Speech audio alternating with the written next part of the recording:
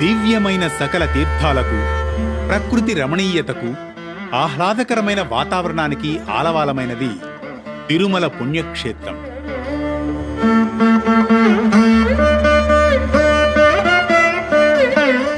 అలాంటి పవిత్రమైన తిరుమలలో ఎన్ని తీర్థాలున్నా వాటిలో ప్రముఖమైనది, సాక్షాత్తు స్వామివారి దాహం తీర్చింది శేషతీర్థం.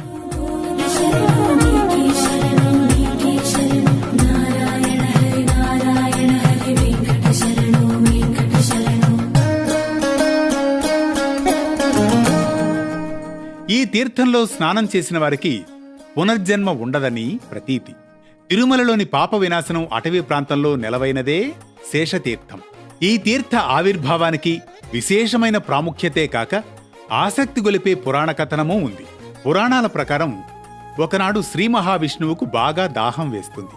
దాంతో దాహార్తి తీర్చుకునేందుకు జలాన్ని తీసుకురావాలని తన భక్తాగ్రేసరుడు గరుత్మంతుణ్ణి పురమాయిస్తారు స్వామివారు.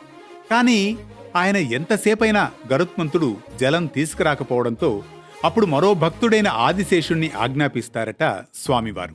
అంతటా ఆదిశేషుడు ఆ ప్రదేశంలో ఒక దివ్య తీర్థాన్ని సృష్టిస్తాడట. అలా శ్రీ మహావిష్ణువు యొక్క దాహం తీర్చారట శేషుడు. సాక్షాత్తు స్వామివారు జలం స్వీకరించడంతో ఈ తీర్థం దివ్యమైందిగా వెలసిల్లుతోందంటారు. ఈ తీర్థంలో ఆదిశేషుడు శిలారూపంలో పూజలందుకుంటూ ఉంటాడు. సాక్షాత్తు శ్రీమన్నారాయణుడు ఆదిశేషుడైన నాగేంద్రుడి రూపంలో కొలువై ఉన్న తీర్థమిది.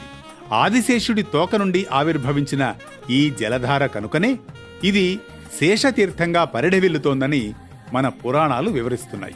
మరో విశిష్ట కథనంతో మళ్లీ కలుసుకుందాం పరమార్థంలో.